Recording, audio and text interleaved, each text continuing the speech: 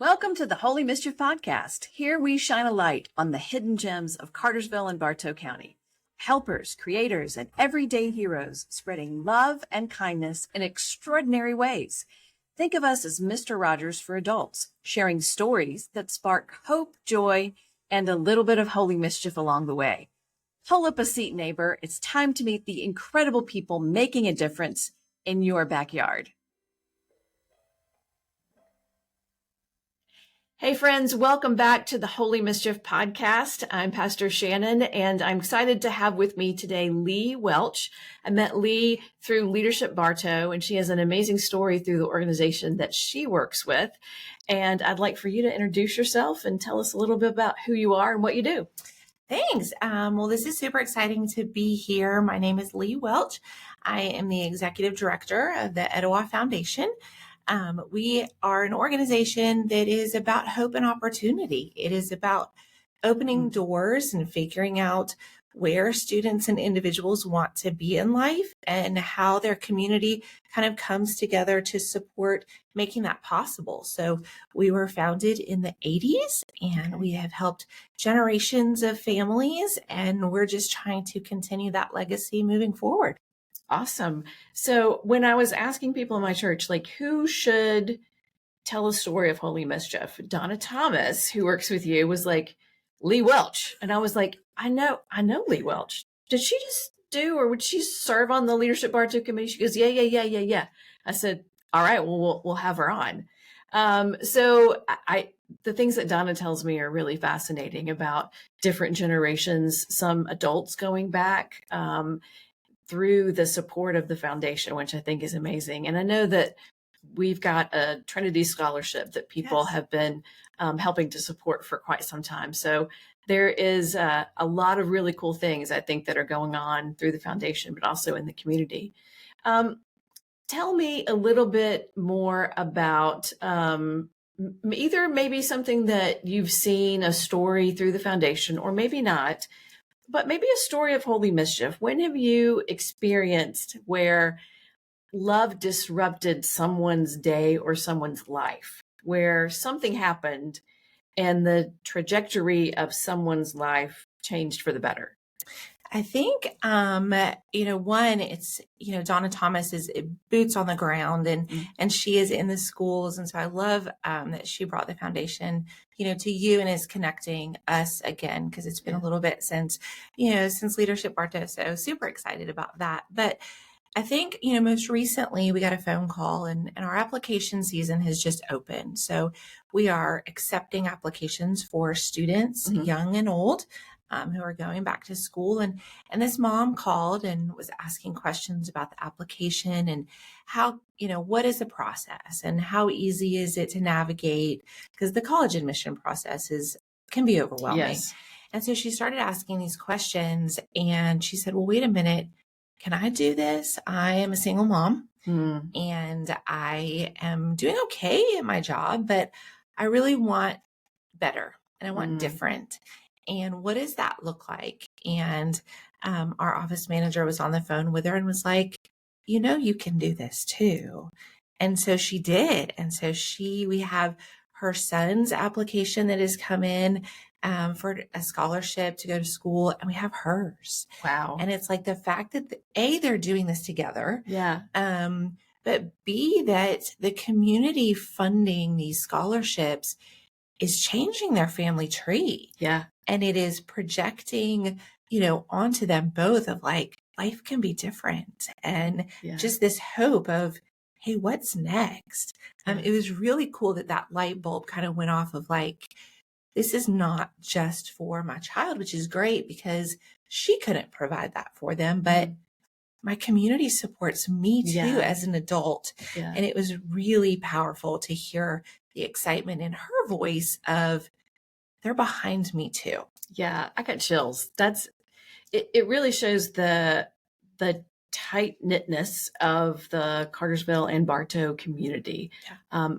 I don't think I've experienced anything quite like this. And I tell people everywhere, this is the best kept secret in Georgia. It's pretty amazing. And I know there's people who are like, I'd like it to stay a secret because I like it how it is. But It is really a wonderful place to live. It reminds me, my dad, he and my mom met at community college, and then they were married, went on to finish their 4-year degree at West Georgia. Well, it came time for my dad to graduate, and he was like a few credits shy, and he already had an offer to work somewhere in Atlanta to be a property manager. And he's like, I'm just going to go work. Like I've got a family. We're starting a family. I want to be able to care for people in my life. And a couple of years later, my mom was pregnant with me, and he thought I don't want to become a dad without a college degree. Okay. And so he went back to Georgia State at night while he was working, and apparently graduated when I was just a few months old, and I was at his graduation. And, he tells me that story, and I think it's just, he's the first one. His generation is the first one to have graduated from college. Both of his brothers did. But one brother, as well as my dad, it took a different path. Mm-hmm.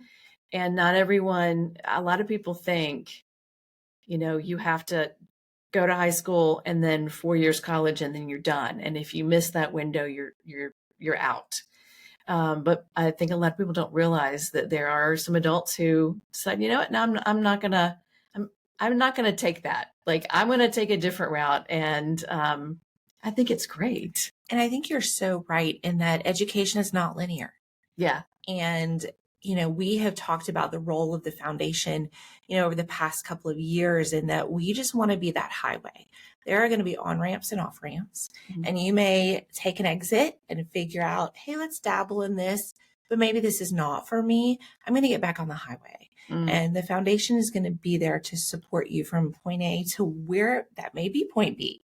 Yeah. You may know exactly where you want to be, but for others, it may be G, H, I, right. It could be further down the line of figuring out where you want to be and what your path looks like to get there. And I think that's really the power of our community, which is not common. Mm-hmm. Mm-hmm. We are a rarity in the way that our organization was set up, that most communities do not have an Etowah Foundation. Right. And so the uniqueness of Bartow and Cartersville, the establishment of this organization, and then just the power of those scholarship dollars, our community dollars, coming back to support those students. Yeah. It's nice to see that full circle. Now, do you also support graduate degrees as well, or is this it? Do? Oh, okay. So there are community members that received a scholarship from high school going into college, maybe for the duration of their medical degree, and now are some of our scholarship donors. And so wow. We have individuals that are in missionary work, that are in using their, working on their doctoral degrees, their master's degrees. We have some that are completing their technical programs. So you can really take those scholarship dollars wherever you want to go. Okay. And do most of the recipients, where are they typically going to school?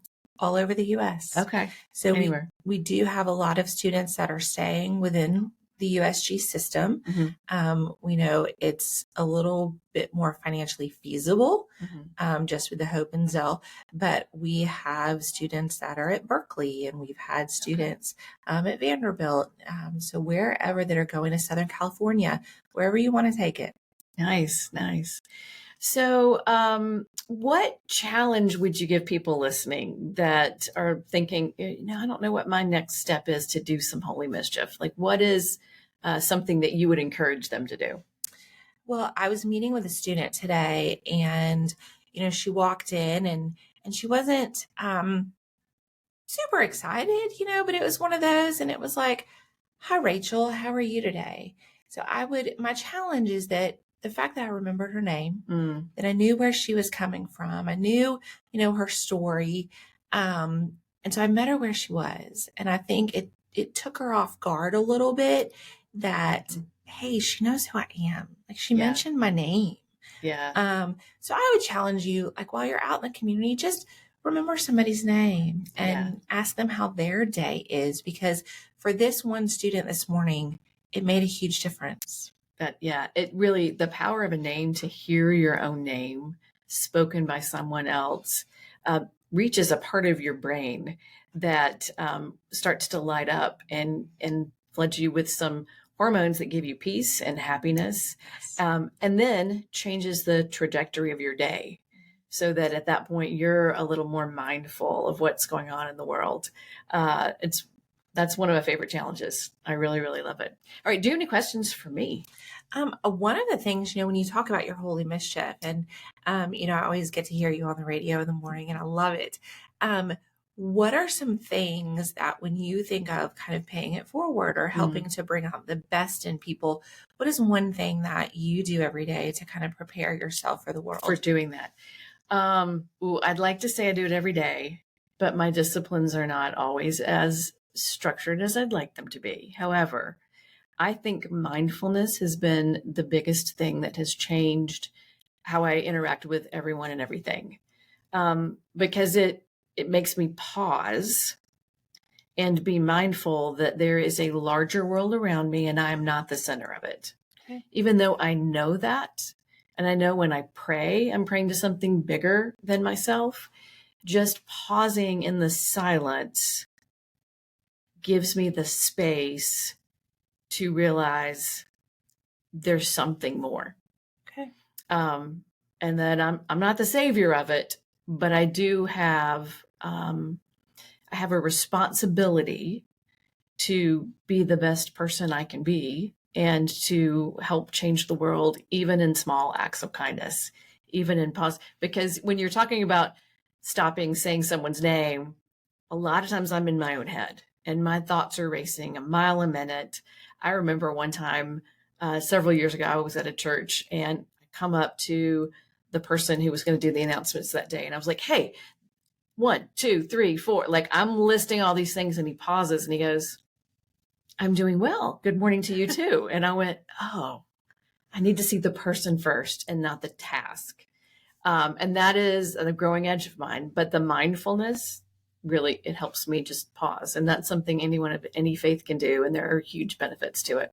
And I think that's a great reminder, see the person before the task. Mm-hmm. And I think in our world, and especially, in our advisors of being in the high schools and working with students, to see the person Mm-hmm. and to help maybe our young people understand of, hey, and even my own children, like, before you come at me with a gazillion different things, let's just take a minute. Yeah. And come at me. Hey, Mama, how was your day? Yeah. I'm good. Now tell me. Now, what's the question? But that's a great reminder. Awesome. Well, thank you so much for joining us. We'll put some information about the Etowah Foundation in the show notes. So if you're interested about learning a little bit more, you can contact Leigh or someone else there. Thank you so much. I hope everyone pauses, calls someone by name, and has an amazing day today. Thanks for listening. We hope you enjoyed today's dose of hope and holy mischief. A big thank you to Trinity United Methodist Church for sponsoring this podcast and supporting stories that uplift our community. Until next time, keep spreading kindness and making a difference. And remember, God loves you, and so do I.